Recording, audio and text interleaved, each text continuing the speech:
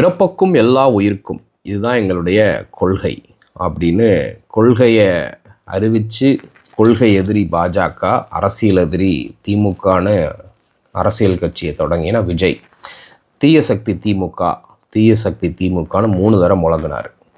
ஆனால் தமிழ்நாட்டுக்கு தீமை செய்யக்கூடிய கட்சி வரலாற்று அடிப்படையில் நீங்கள் எடுத்து பாருங்கள்.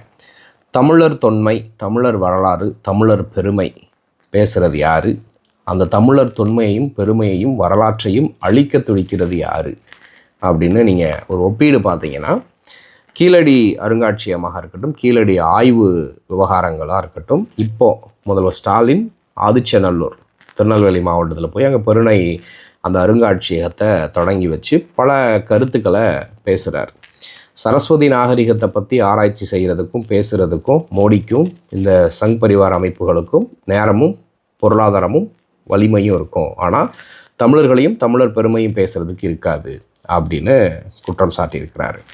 இந்த கீழடி அருங்காட்சியகத்தில் அதை இழுத்து மூடுறதுக்கு பாஜக அரசு, அப்புறம் அன்றைக்கு எடப்பாடி பழனிசாமி அவர்கள் ஆட்சியில் இருக்கிறப்ப பாஜக அரசோடு சேர்ந்து என்னெல்லாம் பண்ணினாங்க அப்படிங்கிறத தமிழ்நாட்டு மக்கள் எல்லாருமே அறிவாங்க. இந்த வரலாறுகள் எல்லாமே தாவேகாவினர் விஜயினுடைய தொண்டர்களுக்கு தெரியுமா அப்படிங்கிறது ஆச்சரியக்குறி தான்.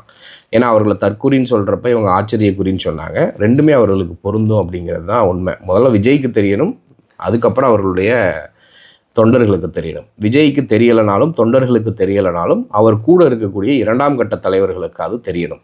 தெரிந்திருந்தாலும் அவர்களால் சுதந்திரமாக பேச முடியுமா அப்படிங்கிற கேள்வி இருக்குது.